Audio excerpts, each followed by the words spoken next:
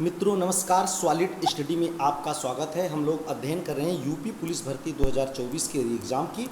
उसी के क्रम में आज हम लोग अपना जो हिंदी का प्रैक्टिस सेट है उसके क्वेश्चनों को देखेंगे। तो चलिए देर ना करते हुए हम लोग अपना क्वेश्चन शुरू करते हैं और देखते हैं क्वेश्चन नंबर 1, ताकि हम लोग जल्दी से जल्दी और बेहतर तरीके से तैयारी कम समय में कर पाएँ। चलिए क्वेश्चन नंबर 1 हम लोग शुरू करते हैं।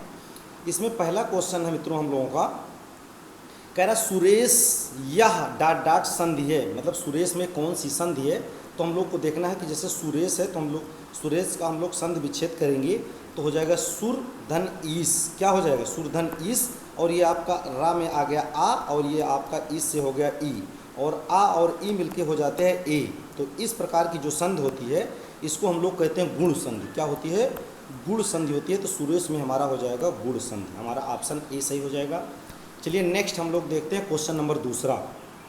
क्वेश्चन नंबर दूसरे में हम लोगों का कह रहा है कि इन हिंदी शब्दों में विजातीय, मतलब जो अलग शब्द हैं, विजातीय शब्द हैं, मतलब कौन सा शब्द है चारों में से जो विजातीय जो अलग है? ऑप्शन ए आलू, ऑप्शन बी तोरी, और ऑप्शन सी प्याज, और ऑप्शन डी पानी। जैसा कि पता है कि ये तीनों चीज़ आलू तोरी प्याज ये सब्जी हैं, क्या है? सब्जी के अंतर्गत आएंगे। और ये पानी जो है ये अलग हो जाएगा, ये विजातीय हो जाएगा।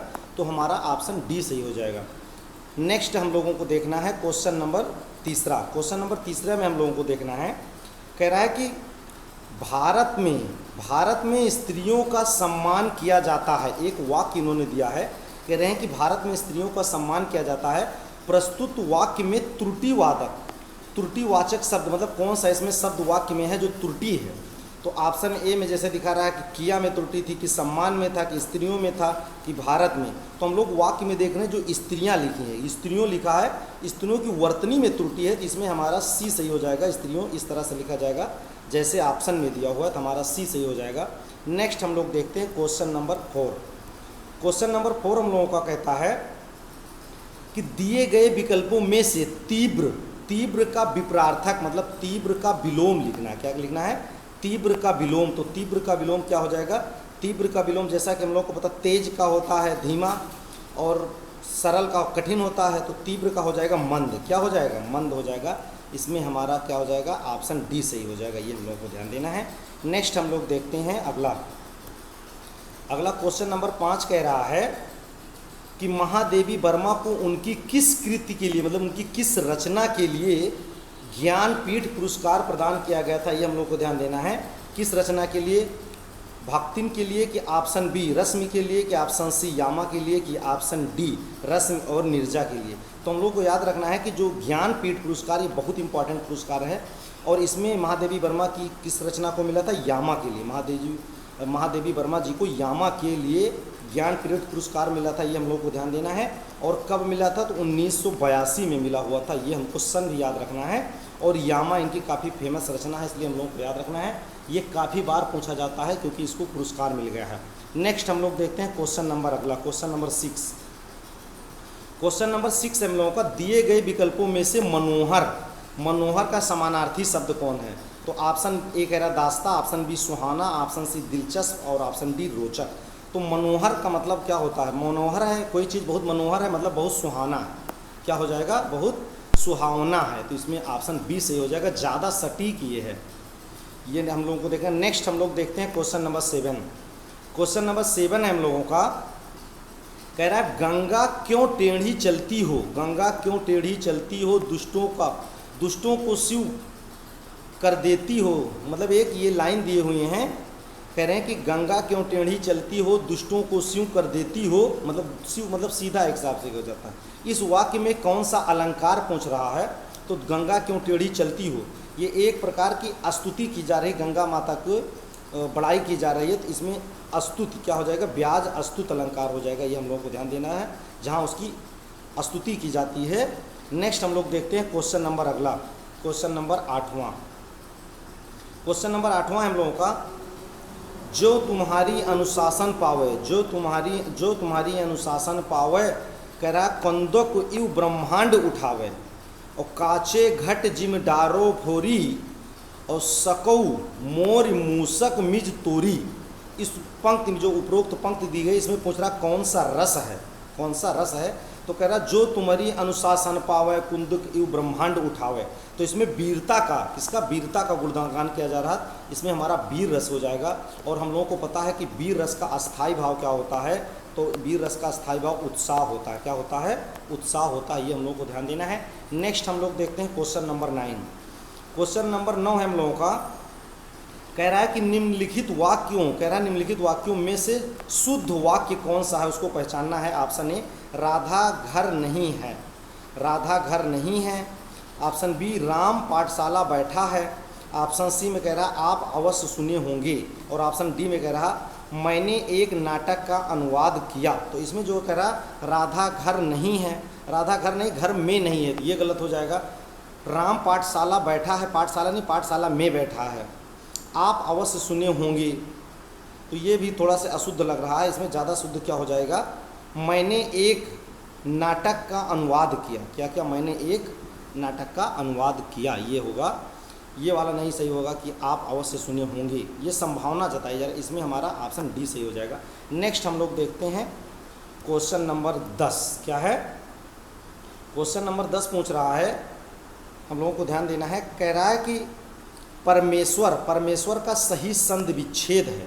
तो परमेश्वर का सही संधि विच्छेद हो जाएगा हम लोगों को, इसको हम लिख सकते हैं परम धन ईश्वर, परम धन ईश्वर। तो हो जाएगा हमारा परमेश्वर।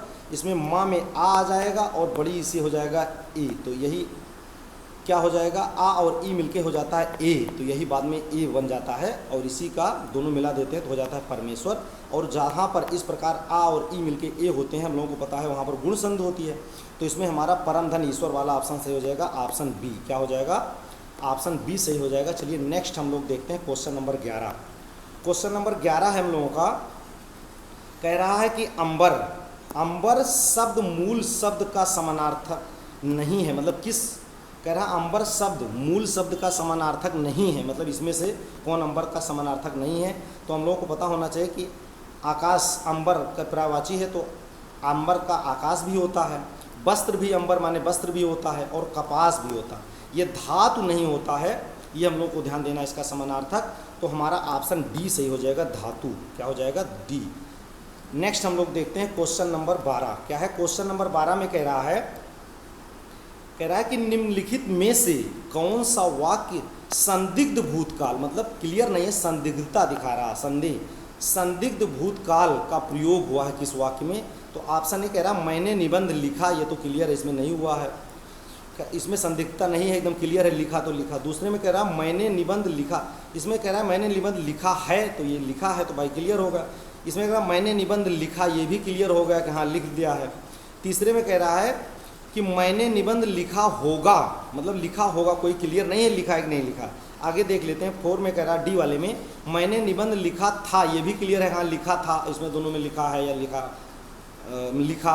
इसमें कह रहा है, जिसमें कह रहा है लिखा होगा, क्लियर नहीं है, इनको याद नहीं है लिखा कि नहीं लिखा कि लिखा होगा। तो इसमें ऑप्शन सी सही हो जाएगा। इसमें संदिग्धता दिख रही है, ये हम लोगों को ध्यान देना है। नेक्स्ट हम लोग देखते हैं क्वेश्चन नंबर अगला, क्वेश्चन नंबर 13।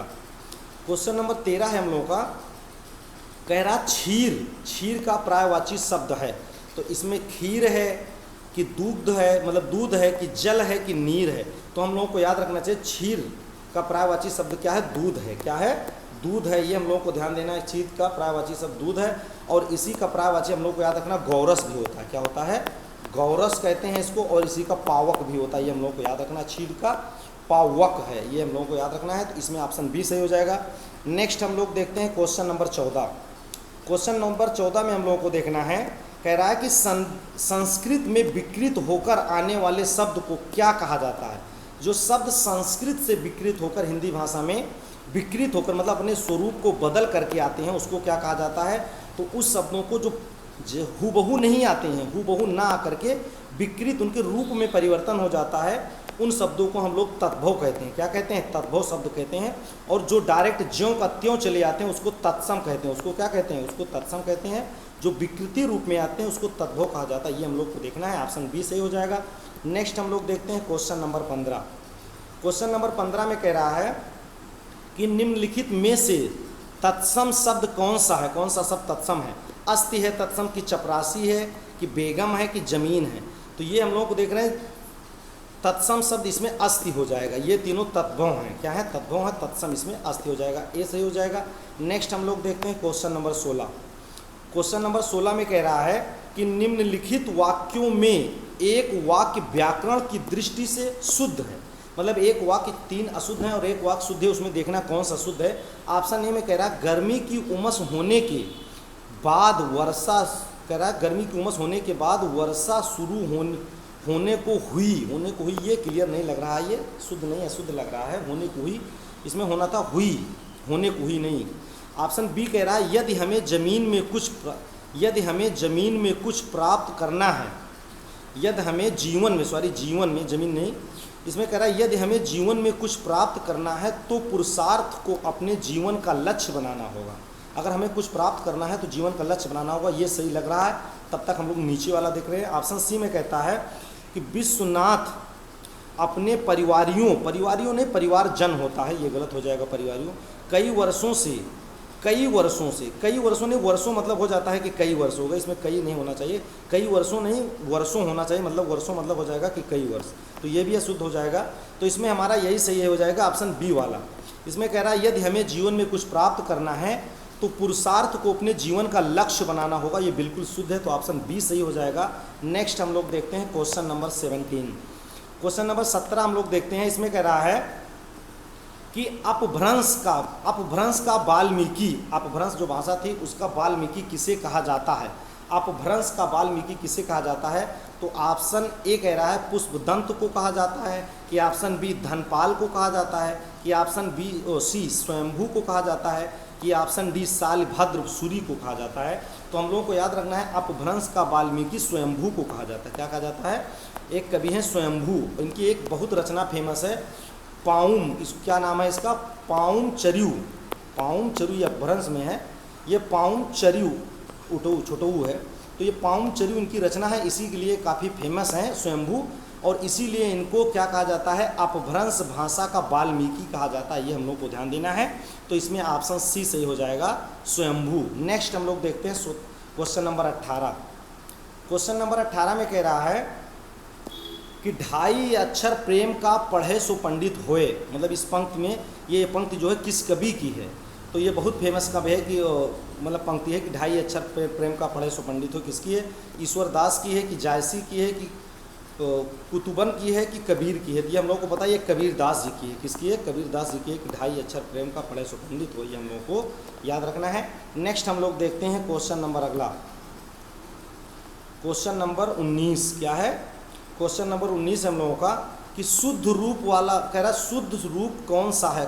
कौन सा रूप? इसमें 4 वाक्य दिए हुए हैं, एक शब्द के 4 शब्द, उसमें से शुद्ध वाला कौन सा है? तो इसमें तादम्य है, तो यही ऑप्शन ए सही से हो जाएगा। ज़्यादा इसमें हम लोग को टाइम नहीं वेस्ट करना है। तादम्य क्या है? तादम्य, ये हम लोगों को याद रखना है। इसमें से ऑप्शन ए वाला सही हो जाएगा। नेक्स्ट हम लोग देखते हैं ऑप्शन क्वेश्चन नंबर 20। क्या है? क्वेश्चन नंबर 20 हम लोगों को देखना है। अरुणिमा में कौन सा प्रत्यय है? प्रत्यय पूछ रहा है कि अरुणिमा में कौन सा प्रत्यय है, तो ये हम लोग को ध्यान देना है। जो उपसर्ग होते हैं वो शब्द के आगे लगे होते हैं, ये हम लोग को ध्यान देना है। और जो प्रत्यय हैं वो क्या होते हैं? शब्द के पीछे लगे होते हैं, ये हम लोग को ध्यान देना है। तो अरुणिमा का अगर हम लोग तोड़ें तो इसमें हो जाएगा अरुण। क्या हो जाएगा? अरुण प्लस इमा, तो अरुणिमा हो जाएगा। तो इसमें हमारा ऑप्शन डी सही हो जाएगा, ये हम लोग को ध्यान देना है। नेक्स्ट हम लोग देखते हैं क्वेश्चन नंबर अगला, क्वेश्चन नंबर 21। क्या है? क्वेश्चन नंबर 21 है हम लोगों का आंखें बिछाना मुहावरे का सही अर्थ क्या हो जाएगा? ऑप्शन ए प्रायश्चित करना, कि ऑप्शन बी आंखें थक जाना, ऑप्शन सी हृदय से आभार करना, कि ऑप्शन डी उपेक्षा करना। तो इसमें कह रहा है आंखें बिछाने का मतलब होता है हृदय से आभार करना, आदर करना या आभार करना, हृदय से आदर करना। आंखें बिछाने का मतलब होता है हृदय से आदर करना, ये हम लोग को याद रखना है। नेक्स्ट हम लोग देखते हैं क्वेश्चन नंबर 22। क्या है? क्वेश्चन नंबर 22 है हम लोगों का कि हंस, कह रहा हंस का संपादन किसने किया? प्रेमचंद्र ने किया था, कि अमृत, मतलब एक पत्रिका है, प्रेमचंद्र जी ने किया था, कि अमृत राय ने किया था, कि शिवदान सिंह चौहान ने किया था, कि उपरोक्त सभी ने किया था? तो इसमें हम लोगों का हो जाएगा ऑप्शन डी, उपरोक्त सभी ने किया था। ये एक चीज़ हम लोगों को याद रखना है मित्रों कि जो हंस पत्रिका है, शुरुआत में इसका संपादन मुंशी प्रेमचंद्र जी ने किया था। किसने किया था? प्रेमचंद्र जी ने किया था। लेकिन बाद में जब इनकी मृत्यु हो जाती है, प्रेमचंद्र जी की जब मृत्यु हो जाती है, तो इनकी पत्नी जो थी, हम लोगों को याद रखना है कि इनकी पत्नी जो थी शिवरानी, इनकी पत्नी का नाम है शिवरानी, मुंशी प्रेमचंद्र जी का शिवरानी, और इनके साथ में दोनों लोग, ये अमृत राय और शिवदान सिंह चौहान, ये तीनों लोगों ने मिल करके इस पत्रिका का संपादन किया था। तो ये हम लोग को याद रखना है। इस प्रकार से ऑप्शन डी हमारा सही हो जाएगा। नेक्स्ट हम लोग देखते हैं, एक चीज़ हम लोग को इसमें और याद रखना है कि जो हंस पत्रिका है, जो हंस पत्रिका है, इसका संपादन बनारस से होता था। कहाँ से? बनारस से होता था। ये हम लोग को ध्यान देना है। और ये 1930 में शुरू की गई थी, 1930 में। और ये भी याद रखना है कि ये हंस जो थी, ये इनकी बढ़िया पत्रिका थी। तो ये एक मासिक पत्रिका थी। कैसी थी? मासिक पत्रिका थी। ये हम लोग को याद रखना है। और पता हिंदी में छपती थी, ये तो पता ही है ये पत्रिका। तो हम लोग को याद रखना है, इसमें से जो क्वेश्चन बन रहे हैं कि कई लोगों ने इसका संपादन किया था। ये बनारस से संपादित होती थी, 1930 में शुरू कर दी थी। और ये कैसी पत्रिका थी? मासिक थी। ये हम लोग को याद रखना है। नेक्स्ट हम लोग देखते हैं क्वेश्चन नंबर 23। क्वेश्चन नंबर 23 में कह रहा है कि जयपुरी का स्थानीय नाम क्या है? जयपुरी का स्थानीय नाम क्या है? तो ये इसका स्थानीय नाम हम लोग को याद रखना है कि क्या हो जाएगा? ढूंढायणी। क्या हो जाएगा? ढूंढाड़ी। ये हम लोगों को याद रखना है। नेक्स्ट हम लोग देखते हैं क्वेश्चन नंबर अगला, क्वेश्चन नंबर 24। क्या है? क्वेश्चन नंबर 24 हम लोग का, लिंग की दृष्टि से दही क्या है? दही क्या है? मतलब किस में आएगा? पुल्लिंग में आता है कि स्त्रीलिंग में आता है कि नपुंसक लिंग में आता है? ये हम लोग को याद रखना है। तो ये एक चीज़ हम लोग को याद रखना, वैसे ज़्यादातर बड़ी की मात्राएँ जिस शब्दों के लास्ट में होती हैं, ज़्यादातर वो क्या आते हैं? स्त्रीलिंग के अंतर्गत आते हैं। किसमें आते हैं? स्त्रीलिंग के अंतर्गत आते हैं। लेकिन ये आपका जैसे हम लोग को याद रखना, दही क्या है? दही है और मोती है। दही है, मोती है, ये अपवाद स्वरूप पुल्लिंग के अंतर्गत आते हैं। किसके अंतर्गत आते हैं? अपवाद स्वरूप पुल्लिंग के अंतर्गत आते हैं। हम लोग को ध्यान देना है। और ये चीज़ देखना, जैसे प्रयोग की दृष्टि से भी हम लोग बोल सकते हैं कि दही खट्टा है। ये नहीं बोला जाता कि दही खट्टी है, दही खट्टा है। ये हम लोग को ध्यान देना है। तो इसका प्रयोग की दृष्टि से भी हम लोग इसका यूज कर सकते हैं। तो ये पुल्लिंग के अंतर्गत है। ये हम लोग को याद रखना है। नेक्स्ट हम लोग देखते हैं क्वेश्चन नंबर 25। क्वेश्चन नंबर 25 में कह रहा है कि अनुगमन में समास है। अनुगमन में कौन सा समास है? तो अनुगमन को अगर हम लोग तोड़ें, इसका विच्छेद करें, तो अनुगमन का मतलब होता है कि किसी का अनुसरण करना। तो गमन के पीछे गमन क्या है? गमन के पीछे गमन। अनुगमन को अगर हम लोग संधि विच्छेद करें तो इसका होता है गमन के पीछे गमन। इसी को कहते हैं अनुगमन। और इस प्रकार के जब शब्द आते हैं तो इसमें होता है अव्ययी भाव। क्या होता है? अव्ययी भाव समास होगा। ये हम लोग को याद रखना है। ऑप्शन बी सही हो जाएगा। नेक्स्ट हम लोग देखते हैं क्वेश्चन नंबर 26 पर। क्वेश्चन नंबर 26 हम लोग को देखना है समिष्ट। क्या है? समिष्ट का कह रहा है कि विलोमार्थी क्या है? इसका विलोम क्या है? तो हम लोग को देखना है कि ऑप्शन ए विशिष्ट हो जाएगा कि ऑप्शन बी अशिष्ट हो जाएगा कि ऑप्शन सी विष्ट हो जाएगा कि ऑप्शन डी आपुष्ट हो जाएगा। तो हम लोग को याद रखना है कि जो समिष्ट है, समिष्ट का विलोम होता है विष्ट। क्या हो जाएगा? समिष्ट का विलोम हो जाता है विष्ट। और जो विशिष्ट है, इसका विलोम होता है साधारण। विशिष्ट का विलोम हो जाता है साधारण। ये हम लोग को याद रखना है। और जो अशिष्ट होता है, इसका विलोम हो जाता है शिष्ट। अशिष्ट का विलोम शिष्ट हो जाएगा। और आपुष्ट का विलोम क्या हो जाता है? आपुष्ट का विलोम पुष्ट हो जाता है। तो ये हम लोग को याद रखना है। इसमें से क्वेश्चन आ सकते हैं। नेक्स्ट हम लोग देखते हैं क्वेश्चन नंबर अगला हम लोगों का, क्वेश्चन नंबर 27। क्वेश्चन नंबर 27 में कह रहा है कि निम्नलिखित में कौन सा शब्द तद्भव है? कौन सा शब्द तद्भव? ये हम लोग को याद रखना है। तो भ्रमण है, तो क्या कह रहा है? भ्रमर तद्भव है कि व्याघ तद्भव है कि कोयल तद्भव है कि क्षीर तद्भव है? तो हम लोगों को याद रखना है कि जो इसमें से तद्भव पूछ रहा है, तत्सम नहीं पूछ रहा है। तो ये भ्रमर है, व्याघ है और क्षीर, ये तीनों तत्सम है। और आपकी कोयल क्या है? कोयल हम लोगों का तद्भव है। क्या है? कोयल तद्भव है, क्योंकि हम लोगों को पता है कोयल का तत्सम कोकिल होता है। क्या होता है? कोयल का तत्सम कोकिल होता है। तो इसमें हमारा ऑप्शन सी सही हो जाएगा। नेक्स्ट हम लोग देखते हैं क्वेश्चन नंबर 28 पर। क्वेश्चन नंबर 28 कह रहा है हम लोगों का, निम्नलिखित में से एक युग्म अशुद्ध है। इसमें से कौन सा युग्म अशुद्ध है? ये हम लोग को देखना है। जैसे सौदागर, क्या कह रहा है? सौदागर, सौदागर एक फारसी शब्द है। कह रहा है समन, समन एक अंग्रेजी शब्द है कि ऑप्शन सी। कह रहा है किताब, किताब एक अरबी शब्द है कि ऑप्शन डी। कह रहा है अलमारी, अलमारी एक तुर्की शब्द है। तो हम लोगों को ये ध्यान देना है कि ऊपर वाला तीनों, जैसे सौदागर है, समन है और किताब है, ये तीनों सही है। बस अलमारी जो है ये हम लोग को याद रखना है, काफ़ी बार 9 से पढ़ा जाता है। अलमारी एक पुर्तगाली शब्द है। कैसा है? पुर्तगाली शब्द है, ये हम लोगों को याद रखना है। पुर्तगाली शब्द है अलमारी।